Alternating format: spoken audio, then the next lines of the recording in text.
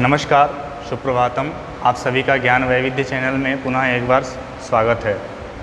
हम सभी शास्त्री प्रथम वर्ष के संस्कृत वाङ्मय विषय के मनुस्मृति को पढ़ रहे थे। मनुस्मृति के 22 श्लोक तक हमने अभी तक पाठ पढ़ा है। अब 22 श्लोक से आगे 23वें श्लोक से हमको पढ़ना है। 22 श्लोक तक में हमने धर्म को व्यवस्थित करके और धर्म का प्रमाण, धर्म के लक्षण और इस शास्त्र को पढ़ने योग्य व्यक्ति और धर्मानुष्ठान करने योग्य देश, इन सब विषयों के बारे में जो निर्धारण हुआ है, जो बताया गया है, उसके विषय में अभी तक हमने पढ़ा है। अब आगे 23वें श्लोक से हम पढ़ेंगे कि यज्ञानुष्ठान करने योग्य, यज्ञ अनुष्ठान करने योग्य देश के विषय में। यज्ञ अनुष्ठान करने योग्य देश कौन से हैं? तो बोलते हैं कृष्णसार चरस्तु मृगो यत्र स्वभावतः सज्ञेयो यज्ञियो देशो म्लेच्छ देशस्त्वतः परः। जिस देश में कृष्णसार नामक मृग अपने मन से विचरण करते हों, स्वकीय इच्छा से जो कृष्णसार नामक मृग जिस देश में विचरण करते हों, उस देश को यज्ञीय भूमि मानना चाहिए। और इससे भिन्न जो होते हैं, इनसे जो भिन्न देश हैं, उनको क्या मानना चाहिए? उन्हें म्लेच्छ देश नाम से जाना जाता है। उनको म्लेच्छ देश के नाम से जानना चाहिए। अब यज्ञीय देश के बारे में और यज्ञीय भूमि के बारे में बताने के बाद हमें निवास के योग्य कहाँ निवास करना चाहिए, ये तो आगे पहले आया धर्मानुष्ठान करने योग्य देश, और उसमें भी जो उच्च हैं और जो और अच्छे हैं उनके बारे में बताया। फिर उससे थोड़ा न्यून, उनसे थोड़ा न्यून, इनके बारे में बता करके फिर बताया कि यज्ञीय भूमि कौन सा है। अब आगे बताते हैं कि निवास करने योग्य भूमि कौन सी होती है। तो बताते हैं एतान् द्विजातयो देशान् संश्रेयरन् प्रयत्नतः शूद्रस्तो यस्मिन् कस्मिन् वा निवसेद् वृत्तिकर्षितः। अर्थात ब्राह्मण, क्षत्रिय तथा वैश्य, इन ब्राह्मावर्तादि देश में प्रयत्न पूर्वक रहें। अर्थात जो द्विज हैं उनको इस ब्रह्मावर्तादि देशों में, जितने देशों के बारे में पहले पूर्व में बताया गया है, उन देशों में ही प्रयत्न पूर्वक रहें। जितना हो सके प्रयास करें कि हम यहीं पर रहें, इसके भिन्न न जाएं।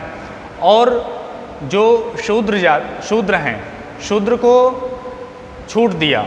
शूद्र को बोला कि उनको अपने जीविकोपार्जन के लिए, अगर उनका जीविकोपार्जन यहाँ पे नहीं हो पाता है तो वो इससे भिन्न जा कर के भी अपनी जीविका चला सकते हैं, वहाँ पर रह करके भी अपनी जीविका चला सकते हैं। परंतु जो द्विज हैं, ब्राह्मण, क्षत्रिय, वैश्य, इनको प्रयत्न पूर्वक इन्हीं देशों में, इन्हीं भूमि पर रहना चाहिए। इससे भिन्न जाने का प्रयत्न नहीं करना चाहिए। अर्थात जो विदेश गमन की बात आती है वो यही है कि शूद्र तो अपने जीविकोपार्जन के लिए जा सकता है, उनके लिए छूट दिया।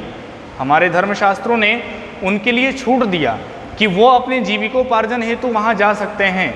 परंतु ब्राह्मण, क्षत्रिय, वैश्य को प्रयत्न पूर्वक यहीं पर रहना चाहिए, इससे भिन्न देशों में नहीं जाना चाहिए।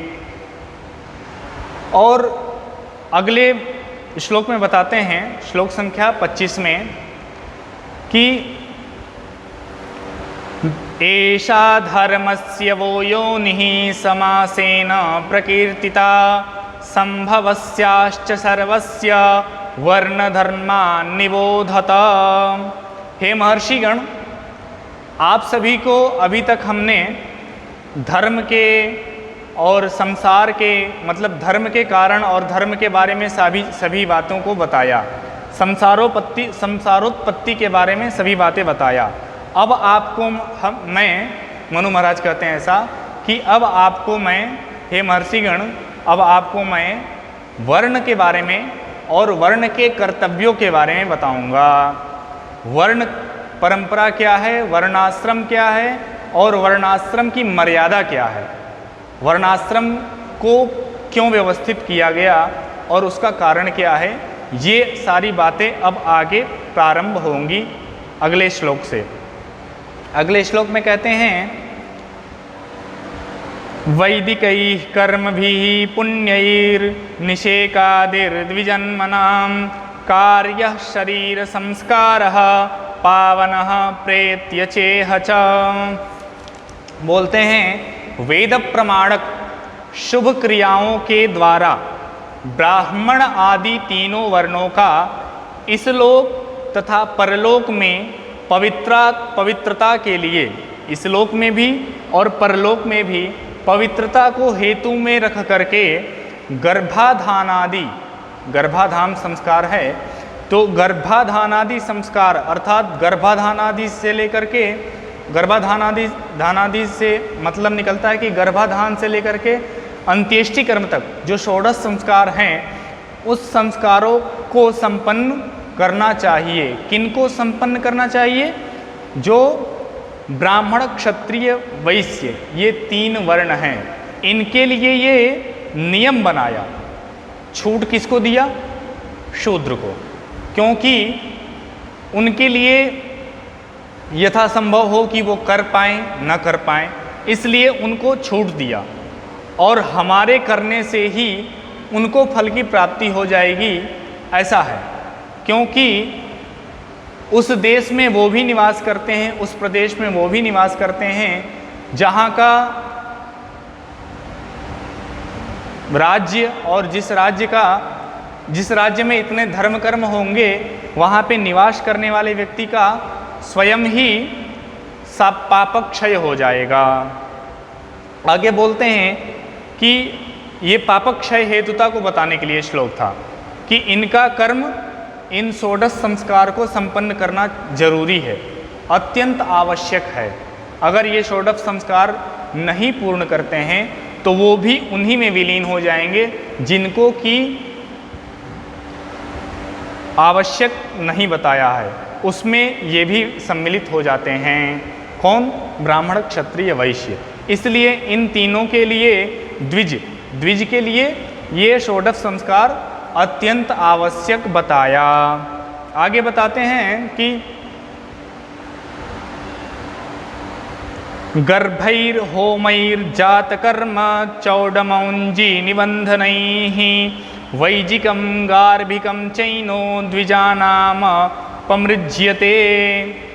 गर्भ की शुद्धि के लिए, अर्थात हमारे गर्भ की भी शुद्धि करनी पड़ती है। जो द्विज हैं उनको गर्भ का भी अपमार्जन करना पड़ता है।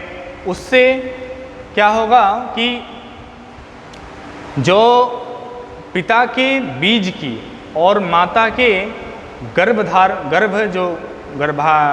जहाँ पे गर्भ धारण करती हैं उसमें जो पाप हैं, मतलब जो त्रुटियां हैं, जो दोष हैं, उनके निवारण के लिए गर्भ शुद्धि का बताया है कि गर्भ शुद्धि के लिए संपादित होम, जो होम बताए गए हैं, जात कर्मादि संस्कारों के द्वारा त्रैवर्णिकों के बीज तथा गर्भवास जनित जहाँ पे गर्भ धारण करती हैं माताएं, पापों का दूरीकरण, अपमार्जन किया जाता है।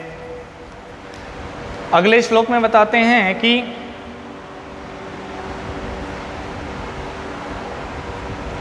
स्वाध्यायेन व्रतैर्होमैर्त्रिविध्येने जयासुतैः महायज्ञैश्च यज्ञैश्च ब्राह्मीयं क्रियते तनुः।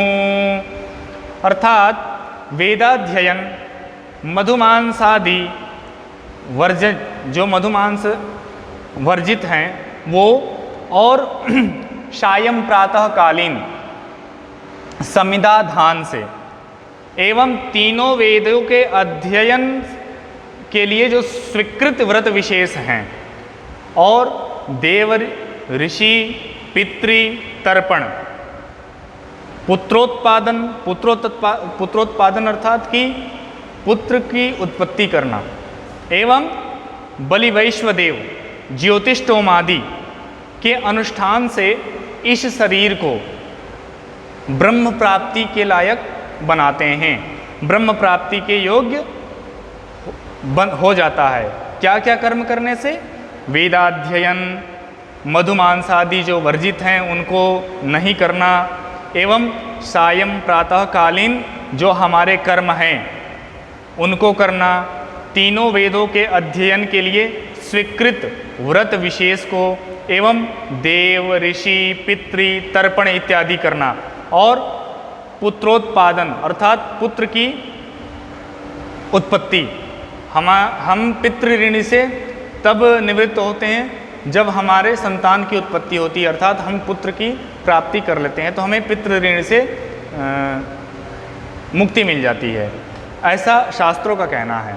और बलि वैश्वदेव, बलि वैश्वदेव अर्थात जो भोजन से पहले ये क्रिया होती है, जो बलि वैश्वदेव के लिए, उनके लिए वो क्रियाएं होती हैं, और ये नित्य नैमित्तिक क्रियाओं के अंतर्गत बलि वैश्वदेव आता है। ज्योतिष्टोमादि अनुष्ठान से इस शरीर को हम ब्रह्म प्राप्ति के योग्य बनाते हैं, अर्थात ये कर्म हम करेंगे तो हमें ब्रह्म प्राप्ति की योग्य हमारा शरीर हो पाएगा है। ये तीनों वर्णों के लिए बताया। कौन कौन से तीन वर्ण? जिन्हें द्विज बोला जाता है, ब्राह्मण, क्षत्रिय, वैश्य। यहाँ पर भी शूद्र को एक छूट दिया, अर्थात उनको इनमें बांधा नहीं, उनके लिए एक छूट दिया। लेकिन क्या है कि इसी बात को हमारे जो भ्रमित कर दिया कुछ लोगों ने, कुछ विद्वानों ने, विद्वान क्या जो भी, उन लोगों ने भ्रमित कर दिया कि शूद्र को तो ऐसा कर दिया, शूद्र को तो वैसा कर दिया। ऐसा कुछ भी नहीं। उनको एक हमारा छोटा भाई समझ करके उनको हर जगह जगह पे छूट दिया। जैसे कि देश के बारे में बताया कि वो अन्यत्र देश में जा करके अपना जीविकोपार्जन कर सकते हैं, परंतु ब्राह्मण, क्षत्रिय, वैश्य जो द्विज हैं उनको यहीं रहना है प्रयत्न पूर्वक। लेकिन हमारे छोटे भाई शूद्र को वहाँ पर छूट दिया, यहाँ पर भी छूट दिया। ये तीन जो वर्ण हैं, ब्राह्मण, क्षत्रिय, वैश्य, द्विज, इनको ये कर्म करने ही करने हैं, अर्थात इनको प्रयत्न पूर्वक करना ही चाहिए। लेकिन यहाँ पर भी शूद्र को छूट दिया। ये छूट दिया, इसमें कोई निषेध नहीं किया, उनके लिए छूट दिया। लेकिन क्या हुआ कि कालांतर में भ्रमित करते गए लोग, और हमारे शास्त्रों को एक भ्रम के द्वारा क्या कहते हैं उसको, कि मन में ऐसी धारणा बना दी गई कि ये तो गलत कर रहे हैं, ये गलत बातें बताई गई। ऐसा कुछ भी नहीं है। हमारे शास्त्र ने किसी के लिए भी कोई निषेध वस्तु नहीं डाला, वो केवल उनको एक छूट दिया। क्योंकि उनके जैसे होता है कि घर में 4 भाई हों तो उनके चारों भाई के हिस्से में अलग अलग कार्य आता है, उसी प्रकार से इसमें भी वर्ण व्यवस्था में, वर्णाश्रम परंपरा में चारों वर्णों के लिए अलग अलग अपना अपना कार्य बताया। और उन कार्यों से, जैसे भाई छोटा भाई है, उसके जिम्मे बहुत सारे काम हैं, बहुत सारा कार्य है, और उसका अपना कार्य है, तो वो अपना कार्य करे, न कि दूसरों का कार्य करे। इसलिए वहाँ पे निषेध किया। और निषेध इसलिए किया कि अगर निषेध हो जाएगा तो बड़ा भाई, जैसे होता है कि एक अपने बौद्धिक क्षमता के अनुसार मैं बताता हूँ कि अक्सर ये होता है कि बड़ा भाई कहता है छोटे भाई से, चलो यार मेरा ये काम कर देना। लेकिन अगर वहाँ पे निषेध रहेगा तो मैं वहाँ नहीं बोल पाऊँगा, क्योंकि मैं जानूँगा कि ये तो उसके लिए निषेध है। भाई हमारे बुजुर्गों ने, हमारे ऋषियों महर्षियों ने इसको निषेध किया, तो मैं वहाँ पे छोटे भाई को नहीं बोल सकता हूँ, अर्थात वो कर्म मैं ही करूँगा, तो वहाँ पे वो मेरी हेतुता बन जाएगी। और वो छोटे भाई को उस कर्म से, अर्थात वो अपना भी कर्म करता और बड़े भाई का भी कर्म करता, ऐसा नहीं है। इसलिए सबका अपना अपना विभाग बांट दिया गया। आगे बताया कि जात कर्म बताया। जात कर्म के अनंतर नामधेय संस्कार के बारे में बताया कि नामधेयं दशम्यां तु द्वादश्यां वास्य कारयेत् पुण्ये तिथौ मुहूर्ते वा नक्षत्रे वा गुणान्विते। इस बालक जिस बालक का जातकर्म अभी आपने संपन्न किया, उस बालक का नामकरण संस्कार जन्म से 10वें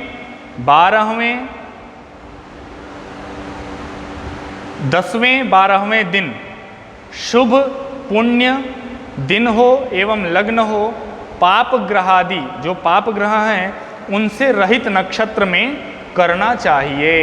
अर्थात जो बालक हैं, जो संतान जिसका अभी आपने जो जिस जातक का अभी आपने जातकर्म किया, उस जातक का जन्म से 10वें या 12वें दिन शुभ मुहूर्त पाप ग्रहादि रहित नक्षत्रों से दिन हो, शुभ लग्न हो, उस लग्न में नामकरण संस्कार करना चाहिए। नामधेय संस्कार।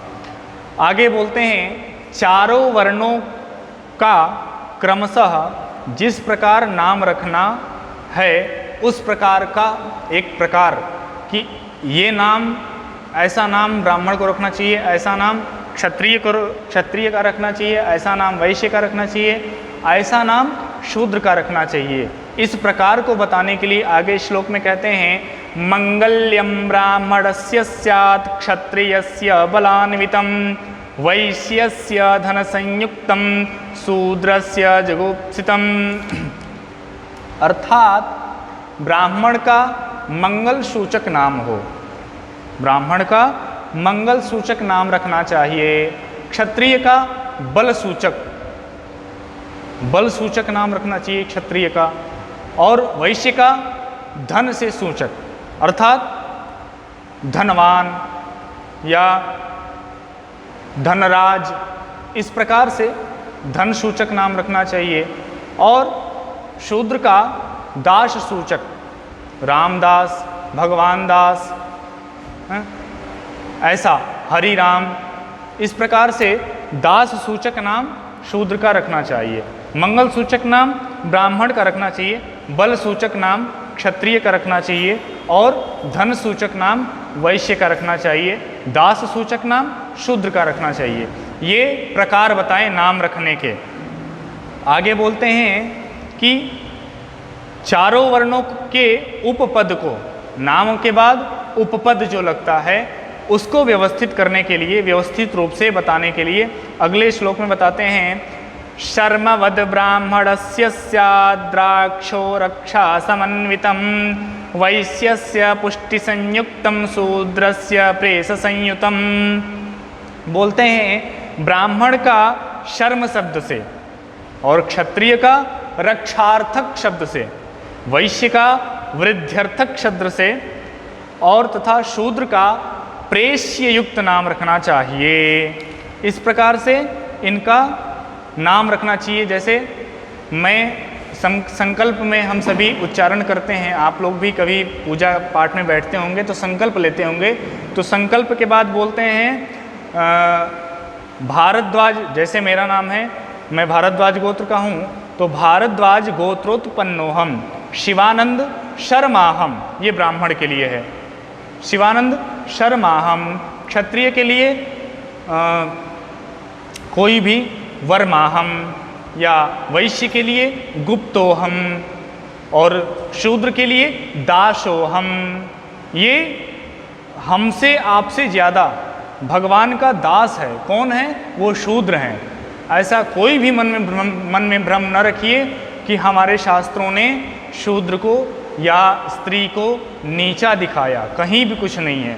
आप केवल इसको अच्छी तरीके से जानिए और नेगेटिव को न सोच के पॉजिटिव की तरफ जाइए। इसको एक पॉजिटिविटी की तरह से इसको सोचिए तो आपको अच्छा दिखेगा, वहाँ पे अच्छाई दिखेगी, इसकी बुराई नहीं दिखेगी। चूँकि आपको जन्म से ही इसके बारे में बुराई बताया गया, इसलिए आपके मन में इसकी बुराइयाँ भरी हैं। आप इसको जब अच्छे से अपने अच्छाइयों से देखेंगे तो इसमें सब ही अच्छा है, सारी चीज़ें अच्छे से ही बताई गई हैं। आज के लिए बस इतना ही, आगे पुनः फिर मिलेंगे। नमस्कार।